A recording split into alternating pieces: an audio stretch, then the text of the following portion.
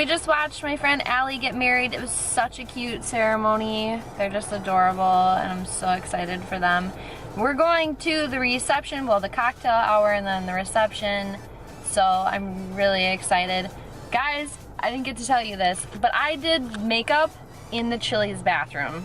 Yeah, I feel like I should do a video on that.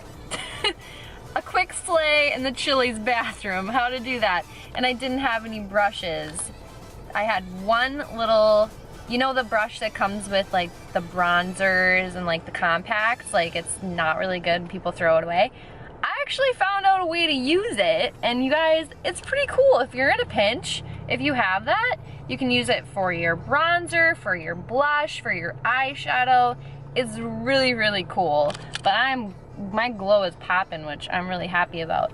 And I also had one of those little clip-on ring lights that I clipped on my compact, and I did my makeup in the bathroom. So if you need like a better light, bring one of those like little clip-on mini ring lights. And so I think Noah got it for me on Wish, and it was, how much was it? Like really cheap, 50 right? cents. 50 cents.